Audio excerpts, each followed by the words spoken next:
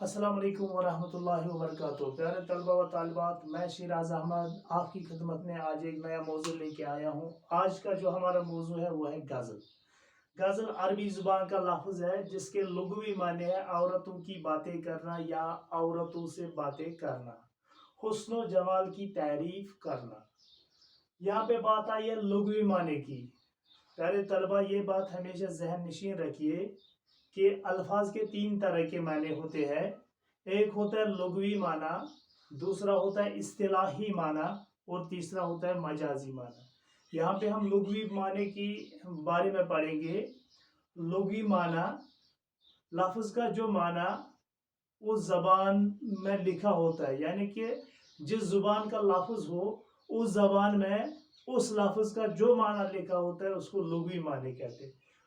या यूँ समझे, लुग़वी माना हकीकी माना होता है, लुग़वी माना लफ्ज़ का असली माना होता है। तो इस तरह से गज़ल के माने हुए औरतों की बातें करना या औरतों से बातें करना, अपनी माशूकाओं का सरापा खींचना, उनके हुस्न जमाल की तारीफ करना, उनकी मोहब्बत में अपने दिली जज्बात का इजहार करना, इस अमल को तगज़ुल कहते हैं। यानी कि गज़ल कहने को तगज़ुल कहते हैं और ऐसे अशार को गज़ल कहते हैं। अगर हम गज़ल के अज्जाई तरकीबी के बारे में बात करेंगे तो हैयत के एतबार से गज़ल के अज्जाई तरकीबी यूं है। नंबर एक है मतला। मतला के माने है तुलू होना या तुलू होने की जगह। पहला शार, गज़ल का पहला शार जिसके दोनों मिसरे हम काफिया और हम रदीफ हो, मतला कहलाता है। यानी कि शायर इसी शार से अपने कलाम का आगाज करता है, इसलिए भी इसको मतला कहते हैं, यानी कि तुलू होने की जगह, शुरू होने की जगह। गज़ल इस तरह से हम यूं कह सकते हैं, मतला गज़ल का पहला शार जिसके दोनों मिसरे हम काफिया और हम रदीफ हो, मतला कहलाता है। और नंबर दो है रदीफ, लफ्ज़ या अल्फाज का वो मजमुआ जो जिसे हर शार के आखिर में दोहराया जाता है। रदीफ लफ्ज़ या अल्फाज का वो मजमुआ जिसे हर शार के आखिर में दोहराया जाता है, रदीफ कहलाता है। बाद में हम मिसाल के जरिए यहाँ पे देखेंगे और आप ये समझ पाएंगे। नंबर तीन है काफिया। इन हुरूफ व हरकत के मजमुए को काफिया कहते हैं जो हम आवाज होते हैं, या हम यूं कह सकते हैं कि हम आवाज अल्फाज को हम काफिया कहते हैं। मगर यहाँ पे एक बात ज़हन नशीन रखनी है कि यहाँ पे काफिये में अल्फाज बदले होते हैं, लेकिन उनका माना अलग अलग होता है, लेकिन आवाज एक ही होती है। या हरकत हुरूफ के हरकत के मजमुए को हम काफिया कहते हैं। नंबर चार है मक्ता, गजल का आखिरी शार जिस पे शायर अपना कलाम बंद करता है। मक्ता के माने है कता कलाम करना, बंद करना, इख्तिताम करना। तो गजल के आखिरी शायर को मक्ता कहते हैं। या हम यूं कह सकते हैं गजल का आखिरी शायर जिसमें शायर अपना तखल्लुस इस्तेमाल करता है, तो उसे मक्ता कहते हैं। यहाँ पे तखल्लुस की बात आई। तखल्लुस शायर का वो मुख्तसर सा नाम होता है जो वो शायरी कलाम में इस्तेमाल करता है अपने असली नाम के सिवा।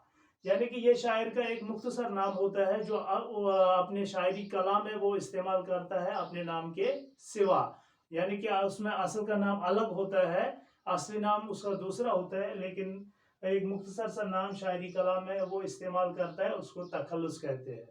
और इसके अलावा ये इसके अज्जाई तरकीबी हुए। अब और दो चीजें हमें गजल के बारे में याद रखने हैं। नंबर एक है फर्द। हमने बच्चों यूं कहा, नंबर एक है फर्द। यहाँ पे पहले शायर को मतला कहते हैं, आखिरी शायर को मक्ता कहते हैं, और जो बीच वाले शायर होते हैं यानी कि मक्ता और मतला को छोड़ के जितने भी शायर बचते हैं उनको फर्द कहते हैं। अब है दूसरी चीज जमीन। गजल या नज्म के रदीफ काफिया को जमीन कहते हैं। या नज्म या गजल में जिस काफिया اور ردیف یا بحر کی پابندی کی جاتی ہے اس کو غزل کی زمین کہتے ہیں۔ اب غزل کے بارے میں اور جانکاری کے لیے میں نے یہاں پہ کچھ الفاظ لکھے ہیں، وہ آپ یاد رکھیے۔ یہاں پہ جو پہلا ہے وہ ہے غزل میں مطلع اول کے بعد اگر دوبارہ کوئی اس طرح دوبارہ مطلع کی طرح شعر آتا ہے تو اسے حسن مطلع، زیب مطلع یا مطلع ثانی کہتے ہیں۔ غزل کے سب سے اچھے شاعر کو بیت الغزل یا شاہی بیت یا حاصلی غزل کہتے ہیں۔ نمبر 4، غزل میں کم سے کم اشعار کی تعداد، غزل میں کم سے کم شعر کی تعداد 5 ہوتی ہے اور زیادہ سے زیادہ کی کوئی قید نہیں۔ غزل کے اشعار میں مثنوی کی طرح خیالات کا تسلسل نہیں ہوتا ہے، بلکہ ہر شاعر اپنی جگہ پر ایک مکمل عقائی ہوتا ہے اور ہر شاعر میں ایک پوری بات کہہ دی جاتی ہے۔ غزل ایک گنائی صنف شاعری ہے، ترنم اور موسیقی سے اس کا گہرا تعلق ہے، اسی لیے مشاعرے بہت زیادہ مقبول ہے۔ غزل کی خصوصیت میں اختصار اور ایجاز ہے، یعنی کہ یہاں پہ شاعر اختصار اور ایجاز کا استعمال کرتا ہے، کم چھوٹے چھوٹے الفاظ کے ذریعے خالی اشارہ کرتا ہے۔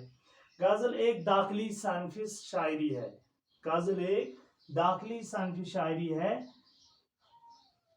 اس میں شاعر وہی کچھ بیان کرتا ہے جو اس کے دل پہ گزری ہو یا جو اس کے دل پہ بیتی ہو۔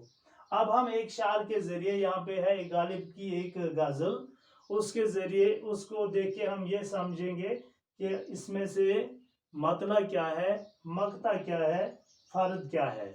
تو غزل کچھ اس طرح سے ہے: دل ناداں تجھے ہوا کیا ہے، آخر اس درد کی دوا کیا ہے، ہم ہیں مشتاق اور وہ بیزار، یا الہی یہ ماجرا کیا ہے، ہم بھی منہ میں زبان رکھتے ہیں، کاش پوچھو کہ مدعا کیا ہے، ہم کو ان سے وفا کی ہے امید، جو نہیں جانتے وفا کیا ہے۔ اور بھی بہت سارے شعر ہیں اس میں۔ اب وقت کی تنگ دامنی کو مد نظر رکھ کر میں نے آخری یہاں پہ لکھا ہے: میں نے مانا کہ کچھ نہیں غالب، مفت ہاتھ آئے تو کیا برا ہے۔ پیارے بچے، اب ہم یہ غزل کا پہلا شعر ہے: دل ناداں تجھے ہوا کیا ہے، آخر اس درد کی دوا کیا ہے، اس کو ہم مطلع کہیں گے۔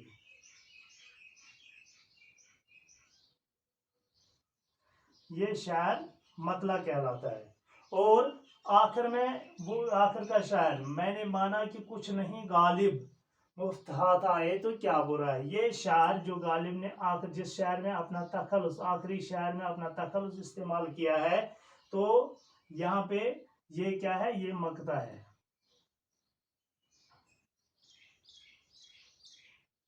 یہ مقطع ہے کیونکہ اس میں شاعر نے اپنا تخلص استعمال کیا ہے۔ اور جو باقی شعر بچے ہیں، بیچ والے شعر مطلع اور مقطع کو چھوڑ کر جتنے بھی شعر بچے ہیں ان کو ہم فرد کہتے ہیں۔ اب ہے اس شعر میں ردیف اور قافیہ۔ ردیف اور قافیہ ہمیں دیکھنا ہے، یہاں پہ کیا ہے۔ ہم نے یہاں پہ ردیف پڑھا، لفظ الفاظ کا وہ مجموعہ جسے ہر شعر کے آخر میں دہرایا جاتا ہے۔ پیارے طلبہ، جب آپ یہ غزل پڑھیں گے تو آپ دیکھیں گے یہاں پہ یہاں پہ لفظ ہے کیا ہے، کیا ہے، یہاں پہ بھی کیا ہے اور یہاں پہ بھی کیا ہے، یہ شعر کے آخر میں دہرایا، ہر شعر کے آخر میں دہرایا گیا ہے۔ تو ردیف، یہاں پہ ہم ردیف کہیں گے۔ اس شعر میں ردیف کیا ہے، وہ کیا ہے، ردیف ہے۔ اور قافیہ دیکھیں گے، قافیہ ہم نے کہا ہم آواز الفاظ، لیکن وہ ان کا معنی الگ ہوتا ہے، بدلے ہوئے ہوتے ہیں۔ دل ناداں تجھے ہوا کیا ہے، آخر اس درد کی دوا کیا ہے۔ یہاں پہ قافیہ ہوا، دوا، یا الہی یہ ماجرا کیا ہے، ہوا، دوا، ماجرا۔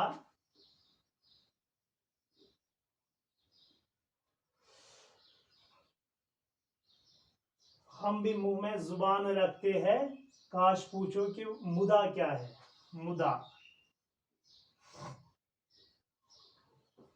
तो ये जो यहाँ पे अल्फाज मैंने लिखे हैं, हुआ, दवा, माजरा, मुदा, वफा वगैरह, ये अल्फाज काफिया कहलाते हैं। इस तरह से हमने गज़ल के बारे में आज पढ़ा। तो यहाँ पे हमने देखा मतला किसे कहते हैं, मक्ता किसे कहते हैं, रदीफ क्या है, काफिया क्या है। और एक बात यहाँ पे मैं आपसे अर्ज करना चाहता हूँ, यहाँ पे नाम आया है गालिब, हमने कहा ये तखल्लुस है, और इस पे जो ये अलामत होती है यहाँ पे ये याद रखना है, क्योंकि जो भी तखल्लुस होता है, जो भी एक शायर का मुख्तसर सा नाम होता है, कलमी नाम होता है, उसके ऊपर ये अलामत आपको दिखेगी। इस अलामत को क्या कहते हैं प्यारे तलबा, ये अलामत अलामत बद कहलाती है। इसको हम अलामत बद कहते हैं, ये हमेशा याद रखिए, इसको अलामत बद कहते हैं। अलामत बद वो अलामत जो तखल्लुस होता है शायर का, वो इस पे लिखा होता है, इसी से हमें पता चलता है कि ये तखल्लुस है। तो इस तरह से हमने आज ये गज़ल के बारे में पढ़ा है। उम्मीद है कि आप ये वीडियो गौर से देखेंगे और इसको अच्छी तरह से देखेंगे, इसको समझने की कोशिश करेंगे।